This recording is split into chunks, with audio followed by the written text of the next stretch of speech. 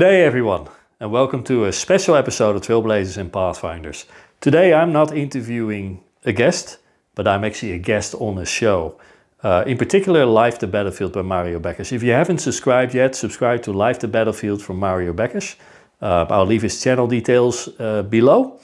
And I hope you enjoy this episode.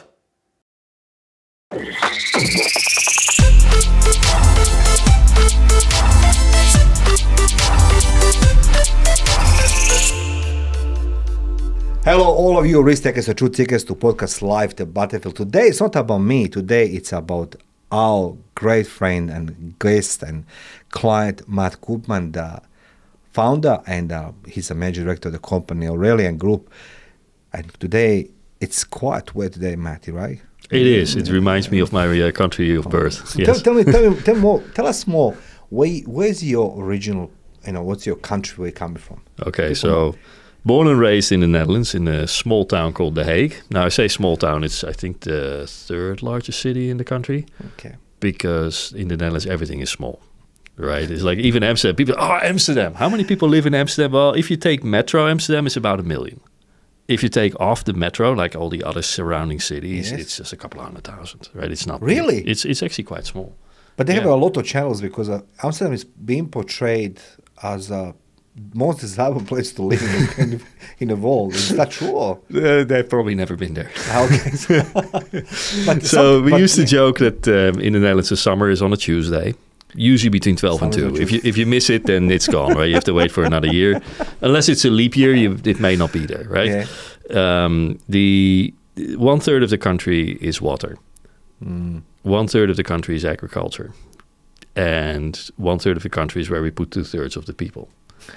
Now you go like, okay, how big is the Netherlands? Well, it's about, so if you look at Australia, Netherlands would fit into the area between Wollongong and Newcastle, and then the east coast and the Blue Mountains. Jeez. It's very small, right? But it's full of, full of water, It's agriculture. about, I think, 17 or 18 million people. It actually goes up right now because of, immigration in Europe is a problem. There's definitely a housing problem there as well. Yeah. It's not localized here or anywhere else.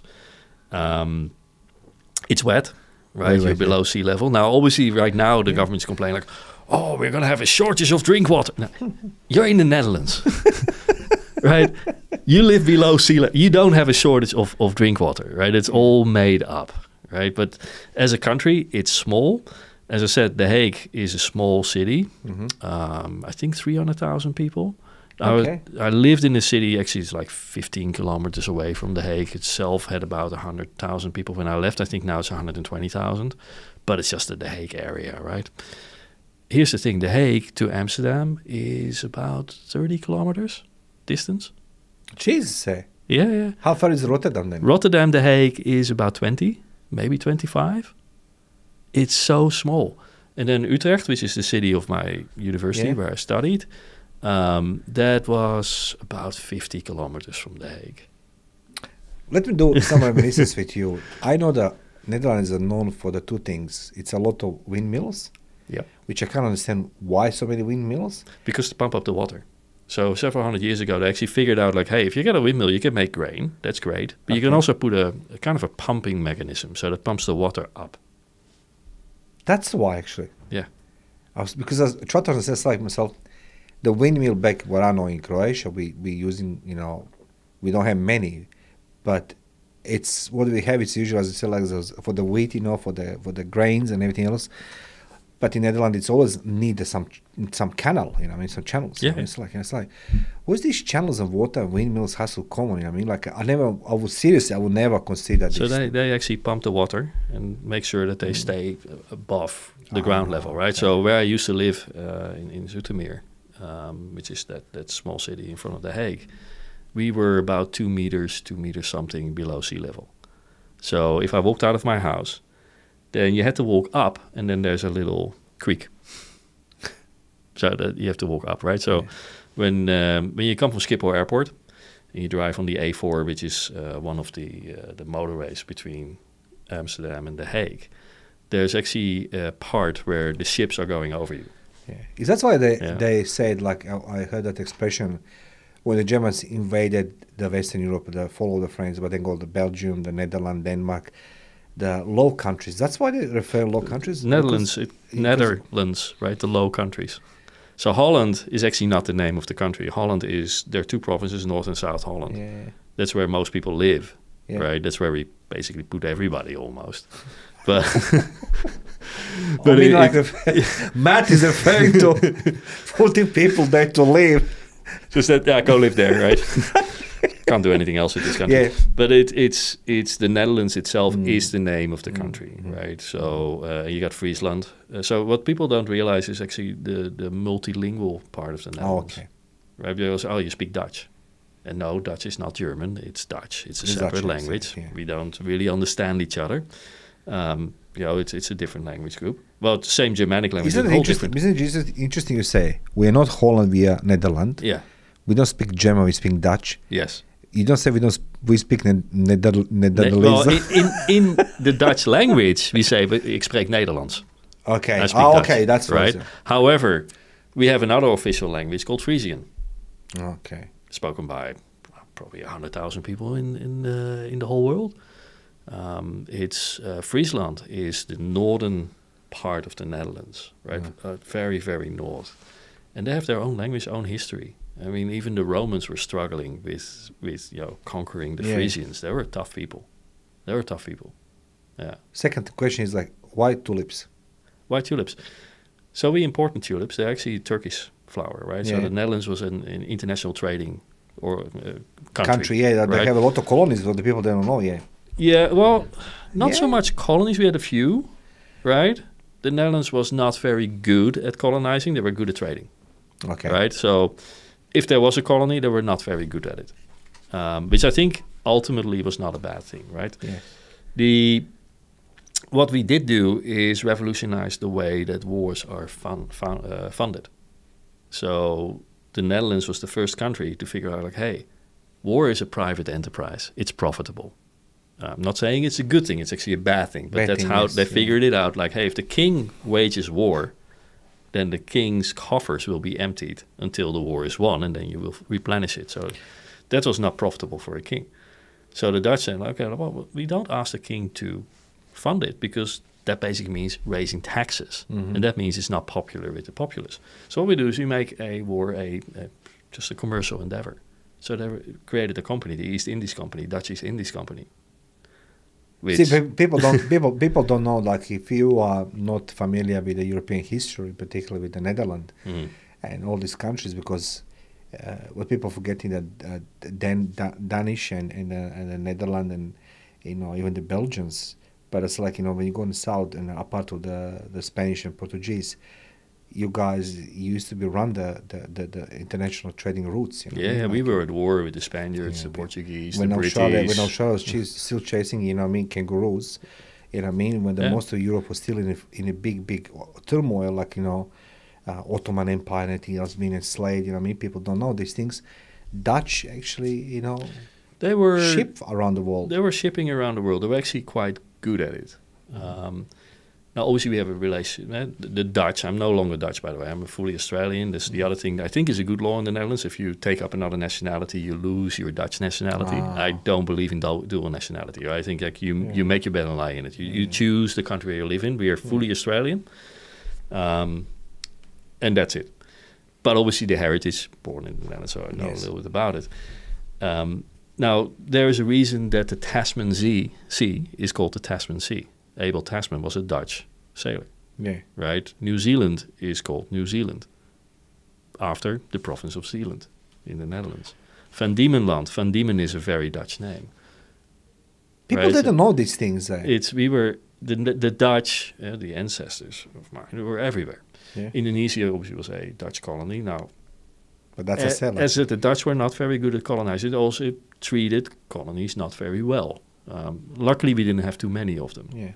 South Africa used to be Dutch colony. I mean, Afrikaans is very closely related to the This Dutch is what language. the people that don't know this, when you look at Boers and when you look at the Pretoria, in the South Africa itself, people always think that, that the white people over there, they belong to the English or they belong to the somebody else. It's actually the So the Boer Wars, boer in Dutch is the word for farmer.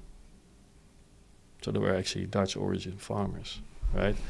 Suriname, which is in South America, used to be a Dutch colony, right? We exchanged that with the British for New York, which used to be called New Amsterdam, right? Because the British were... Do you know this how important this city is? That you can't make up the history, which we don't hear in this every day. It's very important that New York was called the New Amsterdam. People, they don't know that the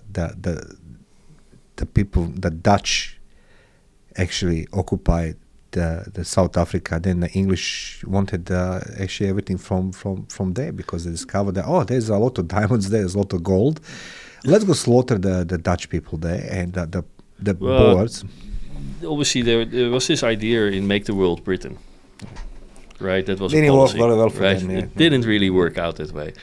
But if you look at the profitability of colonizing powers, it actually wasn't very profitable.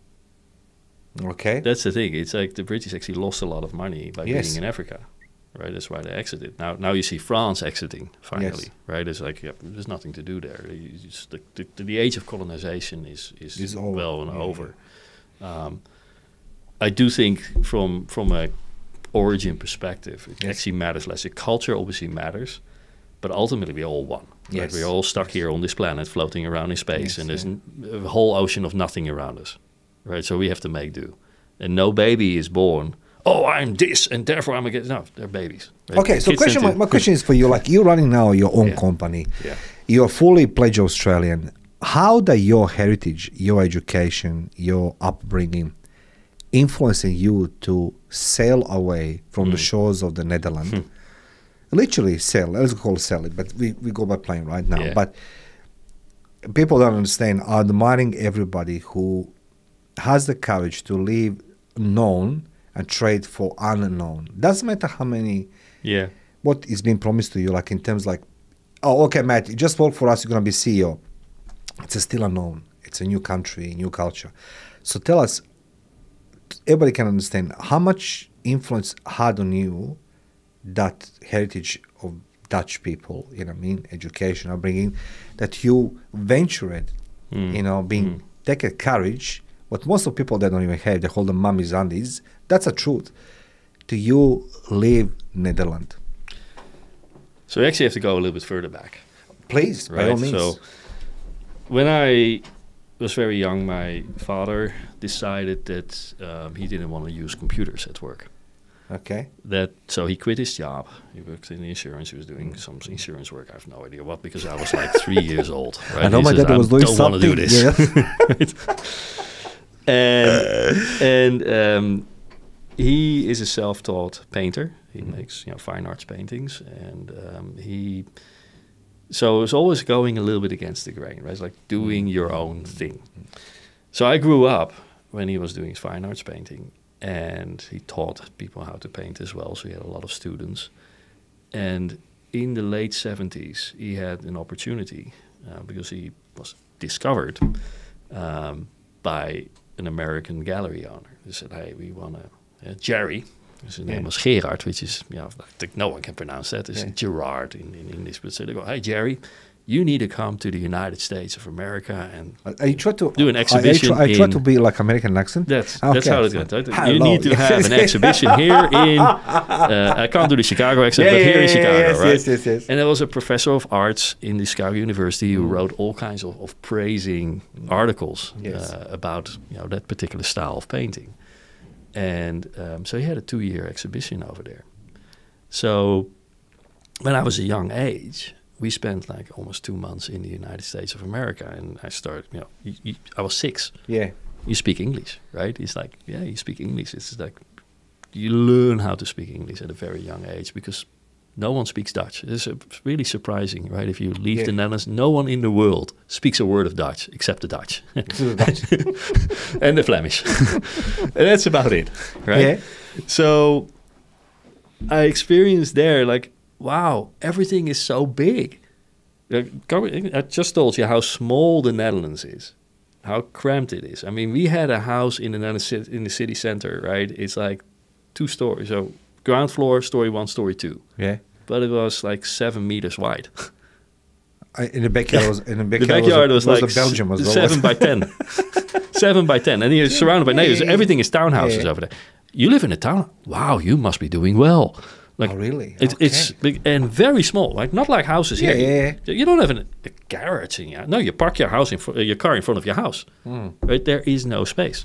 Yes. So going there to the US and I go like, wow, they have a driveway to their house, and that's like 500 meters because it's in a rural area. And then you look at that house like, oh my God, how many people live here? Oh yeah, it's us 4. Like, okay. Right. So as a kid, you start understanding how big things actually can be. We went to go to do shopping. It's like 40 minutes drive. That's like, we don't even walk 40 minutes to a shop, right? Like I walked out of my door and I was there in like 5 minutes, and then we walked back. You didn't even need to take your car anywhere. So that's when the seeds were planted. Like I don't know. I just feel small here. Then I did so in a couple of decades further, I was in university, had an opportunity to do a internship in Slovakia. Now that was in 1993. So that was just Czechoslovakia or Slovakia? It was just Slovakia. Just Slovakia. I think that was when they become like. So they separated in January. Yes. And I was there in June, May and June, right? So 2 months. And it's very interesting people, because if you're in Slovakia, it's so fantastic here, right? It's great and all this stuff. And then you go like, oh, you should see Prague. Prague is fantastic. You really have to go to Prague. So we went to Prague. Yes, but Bratislava is better. Right, so very national. I go to Bratislava. Yes, there's one nice street still left. The rest is all the communist-style buildings. You know, you can build it with Lego, but as long as the bricks are grey, right? It's just all square. Czechoslovakia was the part of Austrian-Hungarian Empire, and they have that secession type of building. But then the Russian comes and this is not nice. It's just all like and. The exchange student that I was coupled with, because he would come back to the Netherlands, his dad was an inventor for the communist regime. Yes. And he was quite bitter actually, because he said, I actually invented the digital tuner. Remember the old tuners? You turn the knob and then the little needle would go. On the radio, yeah. So he had a digital one. That you see the numbers, right? Really? And they actually told him, no, we're not going to do it because it's too Western. Right? He was kind of bitter about communism. And I go like, I can understand that, because that holds you back, right? Also, when I was doing the internship, I needed to copy my report. So I created a report for that company. It was Slonaft, which is the Slovakian oil company. Really nice people, by the way. And I said, I need to make copies. Okay. So there's a bit of a process here. He said, here's a paper. Right, and it's got all squares on it. He said, you need to get stamps to get approval for the copy. I said, all I want is a copy of the report so I can give it to you, right? Because we're talking early 90s. He said, yes. So you need to go over there. That person puts a stamp. The next person checks if the stamp is there. And there's a whole process. You need to get 7. I said, my God, just for the copy. He said, don't ask. It was illegal to be unemployed. This is how people had a job. He said, it doesn't mean that it's actually useful, but they had a job. Yes. And that's how that went. So, but anyway, in Slovakia, so we went to Prague, and everything in Bratislava is better. Okay, now, if you're in Bratislava, you're close to Hungary. That's correct, yes. Now, I love Hungary. I've been there a couple of times. It's beautiful, right? So I was there already, so I said, I'd like to go back to Hungary. So we took a very old Skoda. If you looked to the bottom where your feet were in the car, you could see actually the ground underneath there. There was holes in it. The brakes didn't work, so you had to use the handbrake. It was just after the mirror would fall down. It's a very old Skoda, right? Very old. Not. It was way before Volkswagen came in. Engine was at the back. Actually, that one was, I think, in the front. Oh, okay. That must be new ones then. Okay. It was that model that's kind of like square ones. Obviously, everything is square. Okay, yeah, because right, but I think the engine was in. I don't remember. I think the engine was in the front. I had no. Yeah, I don't know. Okay, I think it was in the front. It was like a sedan model. Yeah. Then I talk about a little bit older Skoda. Yeah. Okay. And it was the most popular model at that time. I know this now. Yes. It's like a Volvo, but then the boot was a little bit slanting down. But the Volvo would be straight. This one was slanting down. They're straight. Right? But everything, you look at it like, oh, I think I'm going to die. Welcome to Hungary. I'm going to die. I'll tell you how it ended. We didn't die. Yeah. Right? I'm glad because you're here with us today. Me too. Yeah. But we're in Budapest. And then all of a sudden, oh, everything in Prague is better.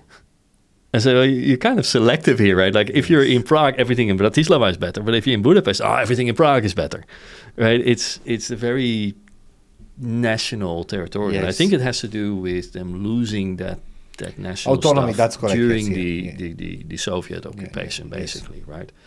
And that's where you can't just erase centuries and centuries of history That's correct, yes. and identity and go like, oh, you know what? It doesn't matter. Of course it matters.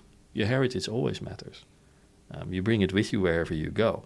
You hope to bring the good parts with you. Now, that's where you go, for instance, in the United States, where a lot of people went there from Europe, Yes. The colonies, because they were persecuted in Europe, right, for religious reasons or whatever, because it was very oppressive.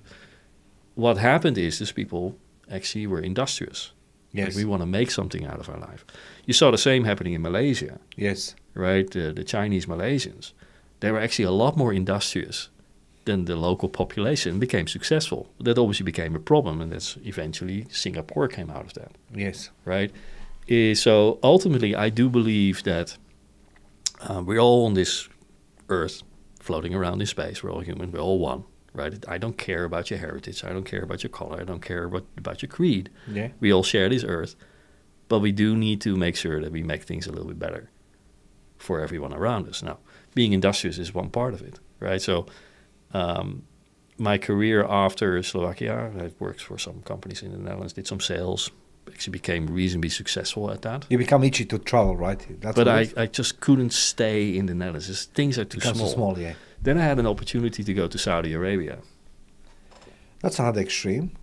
From continental Europe to the sand and heat. To the desert. Plus Muslim country, which is new the Saudi Everything Arabia was known different. Now, yeah. this was mid-90s, so I arrived there in 1996. King Fahd was the king over there. And the whole application process, right? I had to certify I was not of Jewish descent.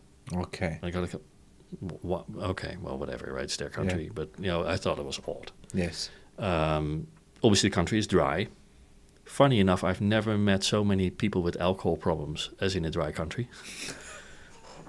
Right? You forbid something and it gets worse. It's the biggest beach in the world because you got the Persian Gulf on this side. Yes. You can walk 1,400 kilometers on the beach and then you have the Red Sea. Yes. Because there is literally nothing.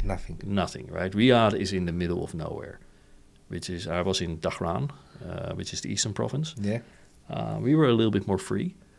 In Riyadh was more strict. Yeah, because it's the capital city. Capital city, close to Mecca, Medina as well. Yeah.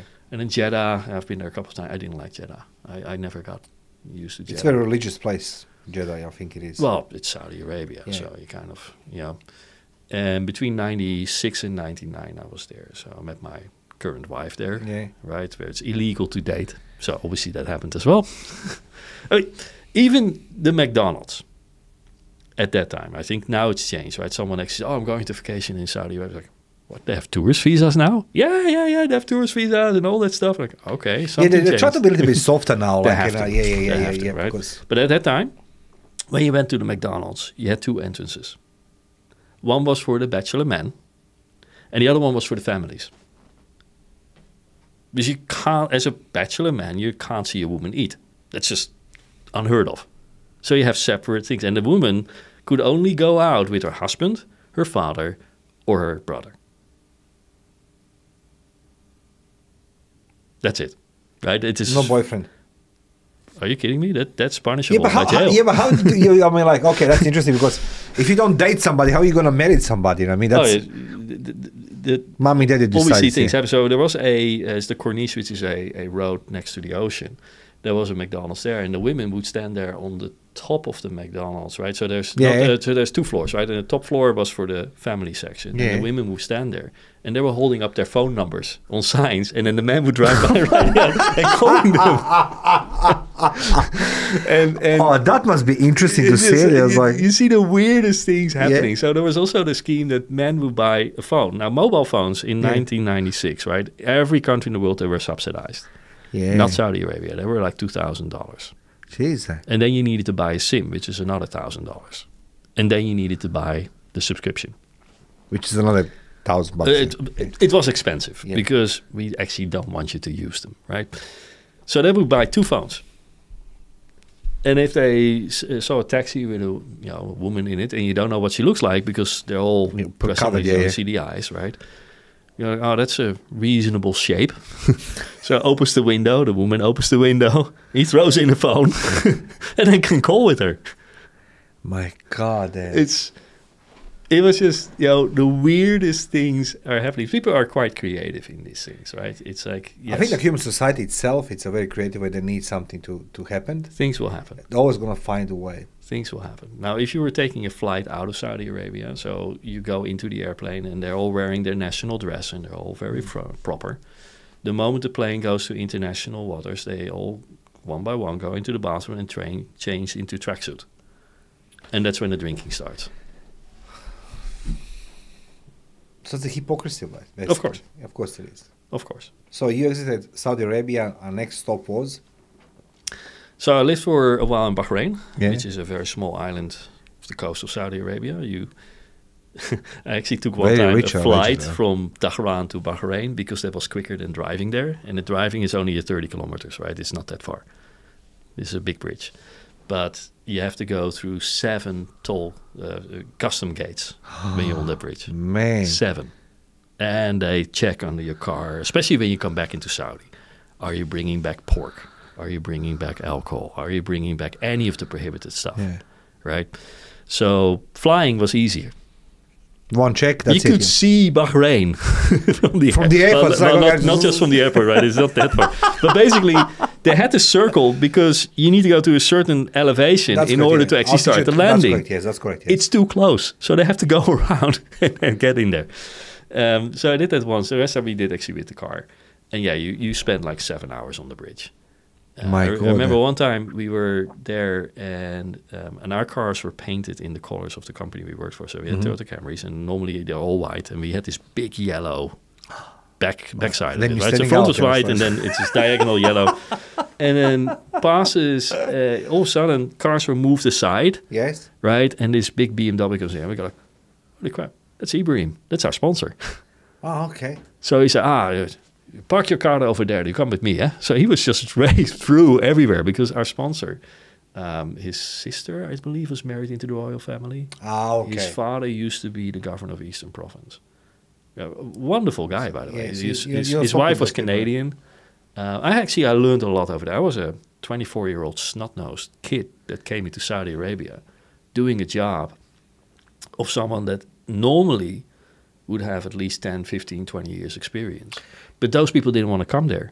So it's a huge opportunity. I was still a complete idiot when I arrived there. And probably when I left, still a complete idiot, but just a little bit less. I learned a lot. I didn't realize how much I learned over there after I left. Yes. Right? It's like, typically that happens, right? Yeah. So it's good that I left. I didn't want to stay there. Actually, one of the triggers was, I live in a compound, and next to the compound was a small supermarket. Okay. And I would go in there and get my breakfast. So I walked there, and also there's a police officer there, right? And you know, in Saudi Arabia, the police officers, they wear army uniforms, right? Yeah, that's correct, yes. They all look like Saddam Hussein. Yes, that's right. It's like they got a moustache, they got this little green beret and all that stuff. And they look quite intimidating, except that they're like 1.75 m. So it's towering over him. But hey, he got a gun. He has a gun, man. He has a gun. You know, like, you don't... Hey. So I walk in there, he said, you cannot enter. I said, okay, what's the problem?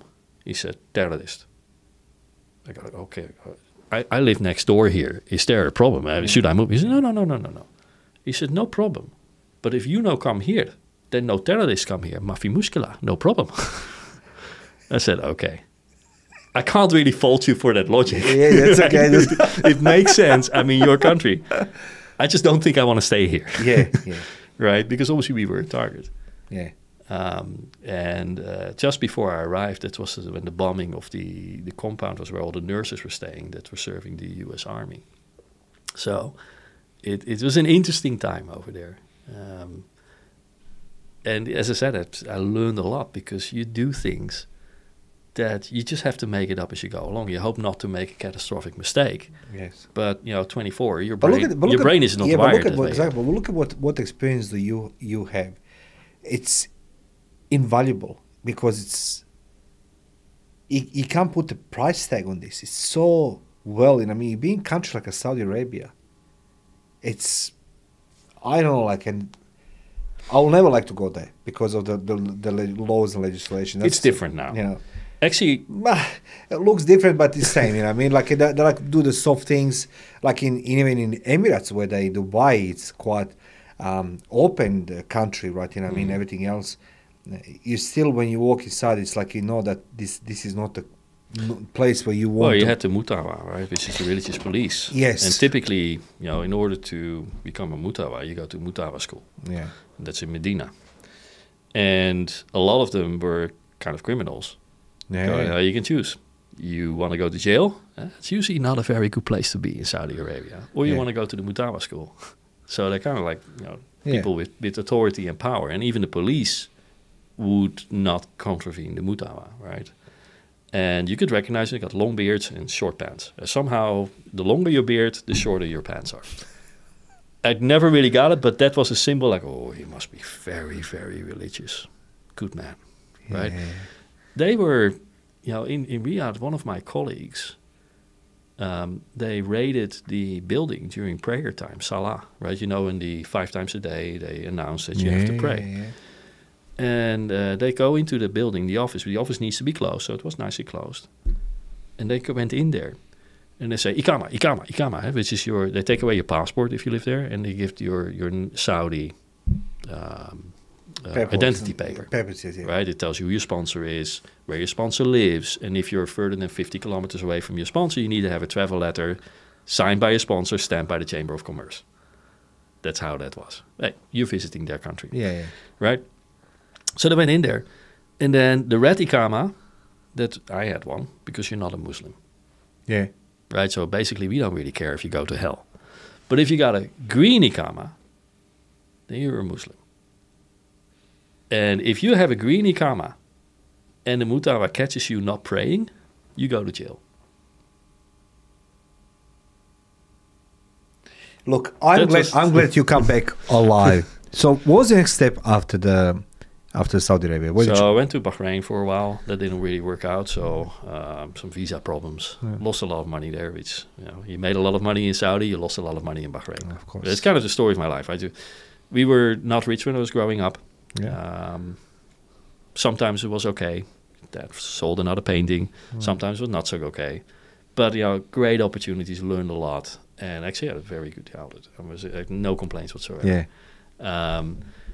Then moving to Slovakia for a couple of months, you get to see how poverty really is in big cities that just came out of communism. But you also see the enterprising thing. So that prepared me actually in some way for Saudi Arabia, where you see extravagant riches by people that do not work and people that are scraping things together.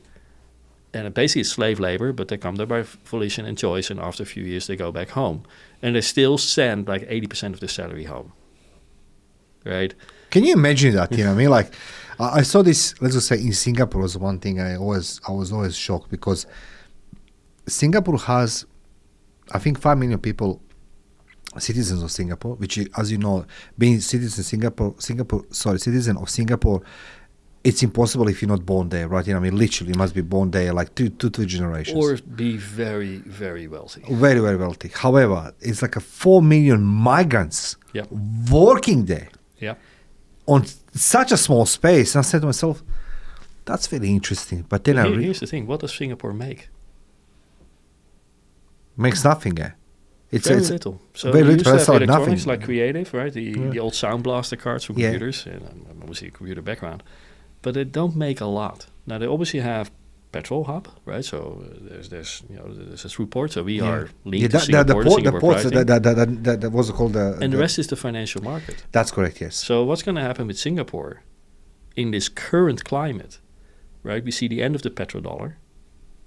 We see massive inflation. And if you think this is bad, Just wait a couple of months. This is going to be a lot Look, worse. I have tendency to agree with you, but it's like, that's what's happened with the migrants. And then in Dubai, it's even worse. When I saw how many migrants actually working, and when I see them in the morning, which makes me sort of like, I was intrigued. I see them in the trucks. Like on the buses, 5 o'clock in the morning, 6 o'clock in the morning. Like hundreds of them, they're still sleeping. Obviously, they sleep in the cramped rooms. They work else. 7 days a week. Yeah, exactly. That is correct. That's very correct. Right. And I think myself. Now, here's the thing. When I was there in Saudi Arabia, the oil price was dropping. Ah, okay. That's a problem. Yeah, well, right? If the oil price is high, you can maintain your lifestyle. Yes. So there was a rule in, for instance, Jubail, right? The Saudi Group, and a lot of companies there in Jubail. And Saudis obviously had the management positions. Now, they had a rule that if you don't show up for 14 days in a row, we consider you AWOL. You resigned. You're gone. You're not going to get paid. Yeah.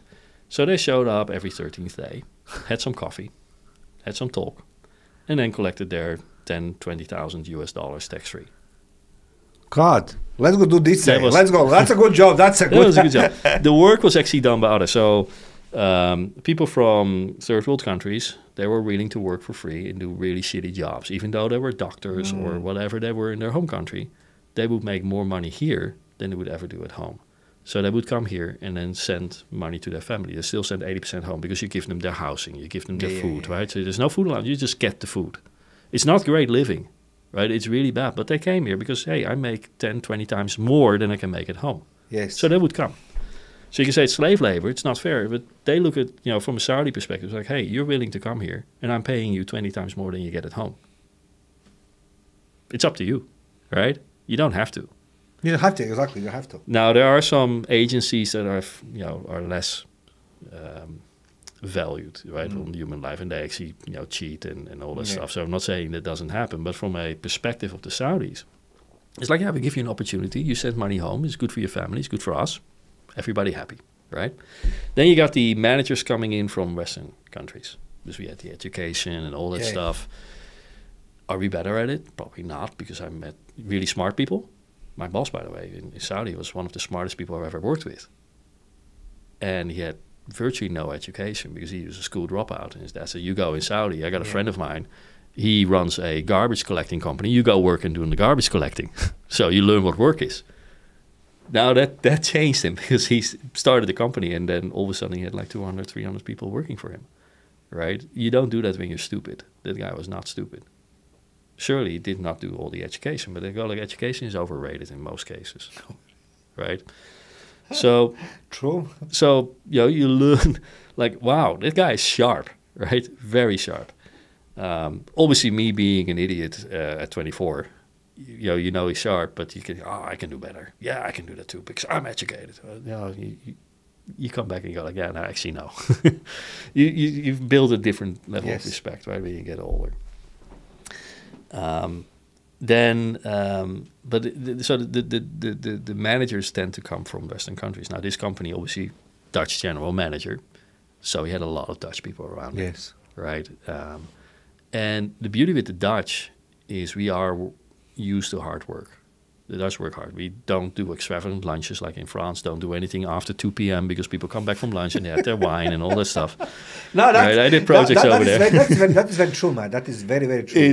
It's a different culture, right? They do work later, right? So they don't come home until 7. That said, they have 35-hour work weeks, and if you work more than that, you have to pay like triple over. It's like really, strong labor laws in France. The Dutch didn't have that. We were having our sandwiches at our desk when we were working. That was our lunch, right? It's like just keep do your stuff. Yeah. Don't complain, just do your stuff. That's how I grew up. So the Dutch are used to actually getting things done. At least were. I'm not sure if that's still happening because obviously culture shifts. So I liked working like that because the productivity was high. Yes. Productivity was very high. So when I we went back from Bahrain to the Netherlands. My wife, we got married in the Philippines. My wife came over to the Netherlands. Within 3 months, she spoke Dutch. Not great, but enough to actually get a job as a nurse, right? So she was working elderly care, but she couldn't work at her level because of the language. If you make a mistake, you hear the doctor wrong and people die. Not good, right? Yeah. So that was all good, right? But we go like, can't really work at our level, so we want to move to an English-speaking country. So I'm going, okay, where do we want to live? Canada's too cold. Far too cold. Far too right? cold. Don't yes. like it. Yeah. US, Yeah. it's just the Iraq war just started, all that stuff, like crazy. I don't want to live there, right? I just don't want to live there. I don't see that going well. UK, same weather as the Netherlands. Also the same tax regime. So I don't want to live in the UK. There's no benefit whatsoever other than that they speak English. Australia, they got scary animals. I don't want to live in Australia, right? Those snakes and spiders. Like 8 most deadliest creatures live in Australia. That is 9, if you count the Aussie bogan with a V8 engine ute. I gotta remember this. Okay, yeah. I never really got the Holden and Ford culture where you have a ute which is only air in the back, rear-wheel drive, and a big, 400 kilowatt engine in the front. Yes.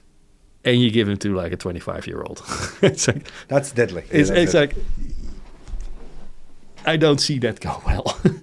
But anyway, so we ended up in New Zealand instead. Now, I found out like, wow, I thought we were going to an English-speaking country because the Kiwi vowel rotation is something you have to get used to, right? So every word is said differently. Absolutely. Look, it's a beautiful country, by the way. It's a shame what happened to it in the last couple of years. Yeah. So it's all about purpose, right? This is your objective that you need to achieve. So in my business now, and I have the opportunity, right? And Microsoft has been, all the criticism of a big corporate, and they're not different than any corporate. HP was the same. It's like you lose the purpose on why you're there. Yes. Because your purpose changes from serving your customer to making your manager look good. That's interesting. So as soon as there's a hierarchy that's large enough, yes, right, people get further and further removed from a client, then your job is make sure your manager keeps looking good. That's how your manager gets promoted. And if you're the reason that they get promoted because you make them look good, you go along with them in the slipstream. Okay. And if your manager goes like, hey, I'm going to work for another company, you get promoted either upwards or they take you with them for more money. Okay. That's usually how you can look at the corporate structures, right? And great managers. And there was one sales manager at Microsoft. He became the vice president for sales of business solutions in Adrian. He was tough. He was really tough. His team loved him. And I was invited to an offsite with him because I was the services guy, right? It's like, you guys stop our sales because we're just like, because we have to implement this shit. Right? But he was so good for his people. It's like unbelievable. They loved him. And because he would go to bat for them, right? Not for anyone else in the company, but for them, because they make him look good. And he was also quite competent, right? He was not a nincompoop. He was actually very, very competent. Not very well loved, but very competent. Loved by his people, but not by his peers. Because this is the other thing. You know this in any environment where you have a lot of people involved. If you get too far ahead of the pack, the peers, they tend to drag you down. That is correct, that is correct. You see it in factory work. If you're more productive than your coworkers, coworkers slow down. You're raising the bar for all of us.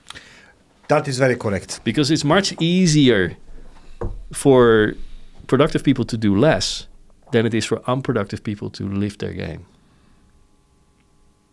Right? And now it comes back to purpose. What are you measuring in your company? In Microsoft, we measured micro transactions. Like, what's your utilization? Utilization is the number of hours you bill to a client. That's your metric. And I always go like, that's actually for our team not the best metric. Because we were a center of excellence. We need to increase the size of the projects. Right? It's like by being there, customers will be more comfortable signing a bigger project. So we increase the size of the pie. If we then start going microtransactions, now you need to pay us this, pay us that, we get less involved because that's the budget cuts. And therefore the projects, we signed this big project. Let's cut out these things over here. There was a reason why it was there. Right, because it's complex technology, and we had that was the idea, close relationship with the product team, right? But because we were always cut out, we came back in when things already turned into custard, and that's when you start also losing the internal stuff. Like, if these guys are involved, it's a headache project, right? Okay. So the purpose for our team changed from we want to increase the size of the project by increasing confidence and competence. and therefore making the whole market better and doing new things, to I need to do so many hours. That's what I'm chasing. I'm chasing the number of hours I bill. Because we are now a services organization instead of a product organization that invests in making their services bigger, right? So in 2017, I thought, like, you know what? I've seen this all. I've seen the cycle. I've now been here for almost 11 years, 10 and a half years. I've seen it go from regional to local to time zone, back to regional, and I see the next thing is we're going local again, right? Yes. That's just how things tend to swap in big corporates. And also if something doesn't work, change the name. That's another trick, right? That was a complete failure. Yeah, but it's now named differently. Oh, okay. Sounds better. And I thought, I've seen it. I had my opportunities here. I don't think I'll go any further because I'm way too Dutch, right? We're very egalitarian. And we say what we think. I always say jokingly, everyone is entitled to my opinion. Yes. I don't discriminate. Doesn't mean I'm right. I'd like you to tell me where I'm wrong, so I learn something. Yes. But if I keep my mouth shut and agree with everything that you say, neither of us gets any further. Yes. Right? So that's my attitude. Now, Microsoft is, I had sometimes the feeling, so I had a feedback from my manager. He said, Matt, it's okay to call someone else's baby ugly. Just make sure that the parents aren't in the room. And that was basically what they had a scheme, and they go like, that's just never going to work. And I was really, actually, for my way of speaking, very polite about it. So I asked questions. That is the polite way of getting criticism. It's not saying, oh, that sucks. It's like asking, okay, how are we going to, I'm just curious, how are we going to do this, and this? Because if we don't, this is what I see. Now, if the person who thought of that plan or advocates the plan, because typically how plans are made in corporates, it's not the manager that has the big plans. It's not the VP. They trickle upwards, right? And if they hear it from more than one person, it must be true, and then it just goes down without actually further thinking because that's already been thought about. Most of the time it hasn't because the level isn't that high. And again, I'm not calling out just the company I worked for last time. Microsoft, you see the same in HP, you see the same everywhere. Is you assume that they've done their homework. Not everybody has. So I asked those questions, and that actually became like, oh, you're just negative. Like, well, no, I want to see this work because here's what I know is going to happen. You're going to do this, spend a lot of money on it. I know where it's going to fail because of these and these and these things, and you're not addressing them. That means it comes down to my team to absorb that failure. And I need to appoint someone in my team to take the blame, and that person is then fired. You know how hard it is to hire someone of that caliber?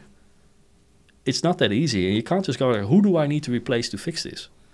Right? If you fundamentally haven't thought it out correctly, it's not about it's like same as in the military, right? It's the amateurs think about tactics and strategy, where the professionals, they talk logistics. That's correct. Right? Same here. So logistics, how are you going to work it? We'll figure that out. Now, actually, that's kind of important. That's kind of essential to what we're doing. Is how we're going. So, for instance, if you're going to do this capacity plan, that the capacity plan says, I need to hire these people. Hiring people is a bow wave, right? It's not just like, hey, I can hire them tomorrow and they'll be productive. Yeah. No, first of all, it takes months to hire the right person, sometimes longer, right? Because you're hiring people with 15, 20 years of experience. That's right, yes. They don't just jump ship, right? They may have a good job because you're not hiring the ones that are saying, yeah, I'm available because my career is at an end at this place and I'm not very good at what I do. No, you're hiring the best. So they are usually in a very good position. So it takes long to hire them. Then you have to bring them into the process because, it's Microsoft. The things work differently. There's actually a couple of months that they actually get used to like, you're doing it this way here? Wow. Yeah, we're doing it this way here. Don't ask, right? We're working on that. So there's a bow wave for hiring. So you need to hire them at least like starting the hiring process 9 to 12 months before you actually need them. Oh, no, we can't do that because we haven't sold the project yet. Right? So it's logistics. Everything is logistics. Now, again, not singling out one particular company because every stock-listed company needs to show return on investment for everything. Yes. Right now, smart companies go like, okay, we're going to invest here and this is when we expect a return. I did see an email at one stage like, oh, I'm happy to invest in this, but you need to guarantee me that the return will come in 3 months. this financial year. That's not an investment, right? That's not an investment. Sorry, that's just trading. So I left the company and said, I'm going to do something for myself. And my boss said, Matt, you can't leave. I said, well, I don't know how to do things in China and Singapore, but in Australia, I actually can, and I will. So I left. They actually did well with me when I left, right? They gave me a good bag of money as well, as a thank you. And I really appreciate it. And again, I learned a lot as well as there. But I said, I want to make my own mistakes. That's the real reason I'm going to go. I don't want to make someone else's mistakes anymore. Because I'm this guy, like, this doesn't work. But that doesn't help me. It doesn't help the company. Because I don't learn from someone else's mistakes. Because they're not mine. I can only say, I told you so, and here's how we fix it. But your own company, I said, I'm telling you, I'm scared. I don't know what to do. But I'm going to find out. And that's where I started in 2017. Set up my own accounting system. I stumbled across Zoho Books. Mm-hmm. That's how I came to Zoho, because I thought I'll do something with Microsoft, right? That's what I know. I did one project in Microsoft in my new company, and I go like, well, I'm just as unhappy as I was before. So it's not the company. It's actually the market I'm in, the big projects. So I want to do small projects, but big projects tend to fail. Too many egos involved, too many people with opinions, but actually never going to use the software. So I landed with Zoho Books as my accounting system. Then Zoho One was released, which had CRM, books, and everything in that whole package. And I said, this is too good to be true. So I bought that one, and I signed up to be a partner. And here we are. I figured out, like, hey, how do I build a website? What is SEO? What does it stand for? Search engine optimization. Okay, never heard of that. Okay. Right? All these things you never heard of. You just got to figure it out because you're running your own business and make my own mistakes. And that for me was the most valuable thing, because the purpose was always the same. I want to have clients that are more successful for their customers. Can you say this again? You wanted what? The purpose of what we do in our business, right, is we want our clients to be more successful for their customers. I never heard such a thing, but that's one of the best things I ever possibly could imagine somebody will say who provided services to me, you know what I mean? That my provider wants me to be better for my customers. Yes. I mean, that itself is a... You bring it a little bit further, like I want my client, of course my customer needs to be successful, but what does that mean? What does it mean that you make more money, you're more profitable? That's great, you can be very profitable and then all your clients will go away, right? So if we can make your systems in such a way that you can spend more time on your client's success, because that's why they stick with you. So I thought about this, right? Like why do clients stick with me? Well, I make them successful. So what do my clients want? They want their clients to stick with them, because acquisition of a new client is 70% more expensive than retaining your existing clients. Yes. So you want to retain your existing clients. So I go, okay, so what does it mean for you to be more successful to your clients? Well, you want to be predictable. You want to know what they need. You want to be able to be flexible without being flexible. Now, that sounds odd, right? So flexible means like, hey, I can accommodate you as a client in how you work. But not flexible is like, but I don't have to reinvent the wheel every single time I do it. My systems allow me to make small changes that for a client mean everything. And for me, it's just like, yeah, sure, we'll do it, especially for you, right? So your client is comfortable dealing with you. So there's a model, it's Trici and Wiersema. I don't know if you know that model. No. It's the values model, value disciplines model. So you as a company, you need to figure out like, what's my core competency for a client? What do I mean for them? And you can choose between three. So all three need to be at least on market level, right? At least on market expectation level. You have operational excellence, you got product leadership, and customer intimacy. So what do they mean? Now, operational excellence. Let's take a Toyota. If you think on the best car in the world, do you think Toyota? No. You probably think of one of these, product leader, the Aston Martin, Rolls Royce, all these things, right? Best car in the world. Then you got, but it's not Toyota, but they're operational excellence. So if they say, I'm going to deliver you a car that does these things, and it will be reliable, they will do that. and they do it at a certain price. So that's operational excellence. That's their key. Can they go in and make the ugliest car in the world or the slowest car in the world? No. So the other things still need to be on market expectation, right? Yes. So then you have, for instance, let's take a Maybach. Don't think they exist anymore. That's the Mercedes ultra luxury brand. I think that's now been incorporated into the Mercedes brand again. It was kind of a failure, but when you ordered a Maybach, right, it was kind of like a very big Mercedes S-Class Plus, right, with the little stars in the roof and all these things. $1 million car. You get a tour of the factory. You can see your Maybach being produced. You can, you get updates. This is where it is. Everything personalized. So they're kind of like, we're in the customer intimacy. Yes. Is it the best car I can buy? May break down for a while, right? It's okay. We'll probably fix it. But we are so close, you don't notice that it breaks down. Rolls-Royce, same thing. Rolls-Royce don't break down. Yeah, because if they do break down, they fly a helicopter over and get you another one, right? It's like, they don't break down. They do. No, they don't. We make the evidence go away. You don't notice it, right? So it's there in the customer intimacy. And they have the product leaders. Who will be a product leader? I think Tesla will be a product leader in the electric cars, right? They're the first, they're the biggest range, the biggest this, biggest that. Is it the highest quality car?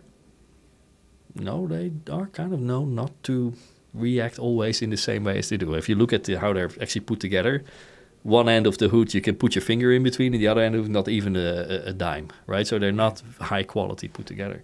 But they are kind of the product leader. You're going like, hey, this is so far advanced of what everyone else is doing. So those are the three things that you can choose from where you want to excel. The mistake that people make is, I want to excel at everything. That means you excel at nothing. So you pick one saying, I want to be known for this. This is how I'm going to differentiate from my competitor. So if all your competitors are in customer intimacy, like, oh, you're so lovely, I'll take you to a lunch and blah, blah, blah, and you're doing fraud investigation, you're like, yeah, we don't take you to lunch all the time. But we offer you a competitive price because those lunches you pay for in your price. But we give you an outcome at a certain date, at a certain time, and it's very predictable. And it's high quality work. That's a differentiation between you and someone else then. Or you can go the other way around. Like, yeah, they're all giving you the right outcomes and all this stuff, but we actually know when to investigate before you do, before you call us. That's customer intimacy, right? So you choose which of the three elements you're going to be known for. And then you have a second, which is like, hey, yeah, but we're actually above market for how we execute. You're not known for it, but we're still above market. And then the other one has to be at least on market. So I look at our clients. Now, because we set up is a managed service, is another thing that we do different, right? So our differentiation is we're actually customer intimacy. And the second bit is operational excellence. So we don't really care much about product leadership. We're not the first one with AI. We have AI, by the way, but it's just like, yeah, just hold on, right? You don't want to be MySpace when Facebook is coming along, right? So we look at the client and we say, okay, this is what you need to do, right? So what do you want to achieve? So we ask them a very simple question. There's an actor, an action, and an achievement, a AAA user story. That's all I need to know. You understand your business and all the stuff, so we get closer. But if you want to do something, someone is going to do it. Who is that someone, do you think? Okay, this. Okay, now describe to me what you want to have done. That's the action. That. Most importantly, what's the outcome? So when it's done, what's the outcome? When is that successful for you if we implement this? And that outcome, that becomes our North Star when we deliver something. We can change the actor and the achievement. So for instance, I want a system that I can easily type in an email into the CRM leads because someone dropped a message on our website, and then I just easily add it into the leads and CRM so someone can follow it up. Okay. So I'm going to change that action and actor. I'm going to keep the outcome. You get a lead that you need to follow up in your CRM. I said, why don't the customer already fills out the details, right? Yes. So why do you want an action that you do it again? Because we can't integrate it. What if we do? So a customer fills out something in your website, goes straight in your CRM system. You get an email and a task assigned to follow up. Can you do that? Yes, we can. Right? So we changed the actor and the action, but we kept the achievement. That allowed our customers to be a lot more efficient. Now, this is a simple example, but there are many examples out there.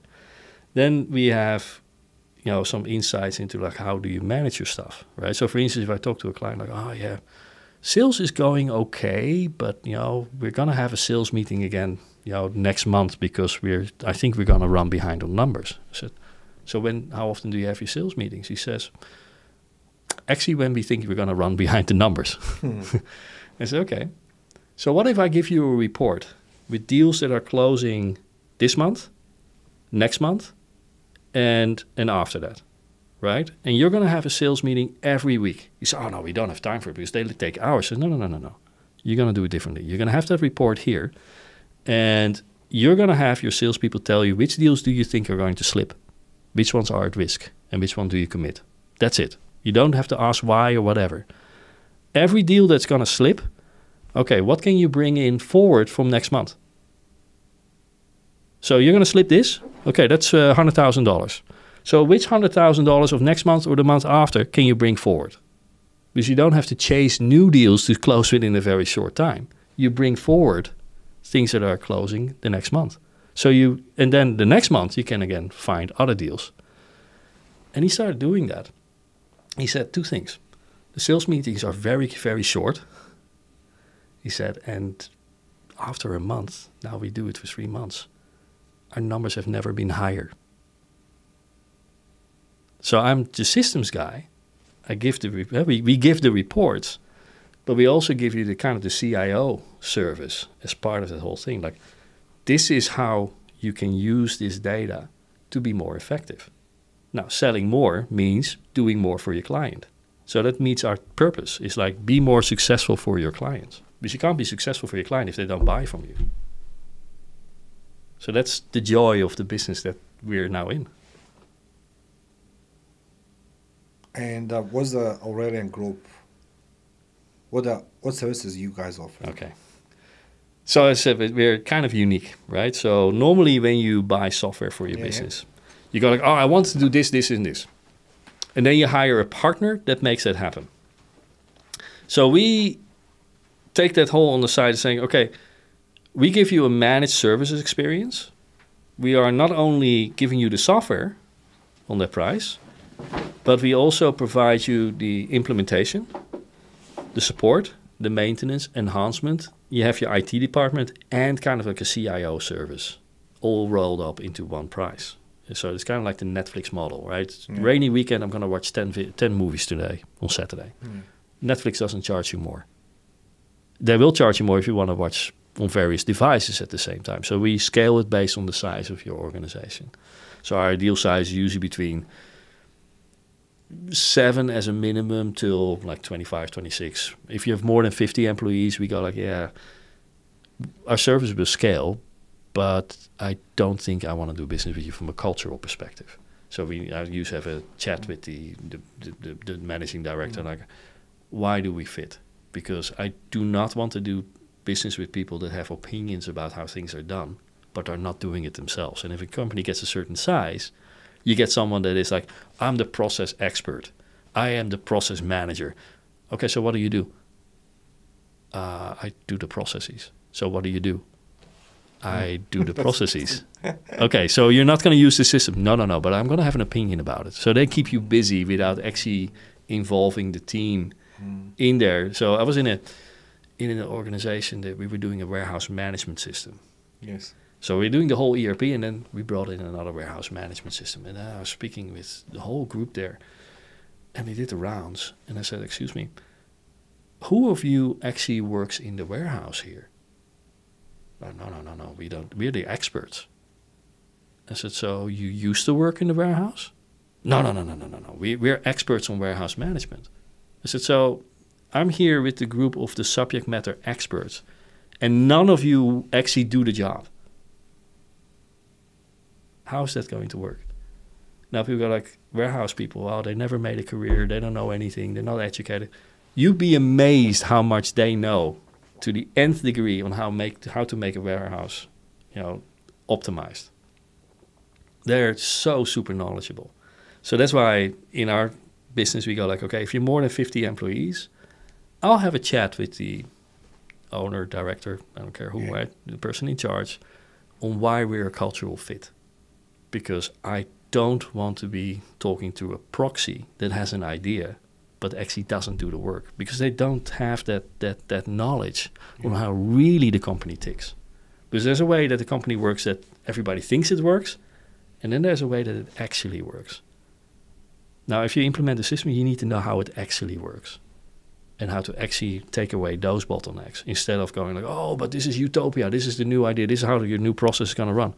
In your business as well. If you know how to do an investigation, those people you want on the team to say, how do we make that more efficient? How can we implement tools to make your work more efficient?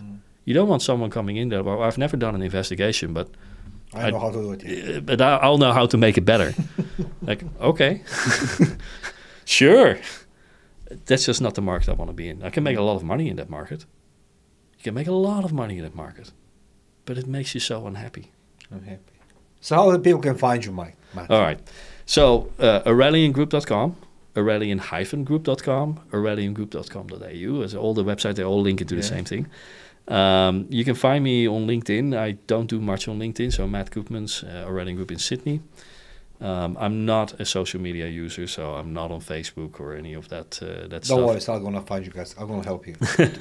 But if you find Matt Koopman Zoho or Zoho Partner in Sydney, we are there. If you search for Aurelian Group, we are there. And details will be underneath the video, I would suppose, as well. Yeah, of course it will, yeah. Thank you so much for having me. No, that's my word. I'm going to Ladies and gentlemen, I was thinking something I'm going to call this interview because, after all, this is your interview. But I think today, actually, I think you give the valuable lessons for everybody, failure of the management and the red tapes, actually. That's what makes you very successful. Because I was thinking myself, while you're talking about some things happening to you in the previous employment, from regional to the local and all these things, and there's a more compliance being put because the people don't comply. Actually, I said to myself, that's how the red tape actually works. People who don't know. Ladies and gentlemen, that was Matt Koopans, Managing Director of Aurelian Group. I'm going to put in the comment section below the contact details, how you can contact Aurelian Group. And thank you for watching. Thank you, Matt.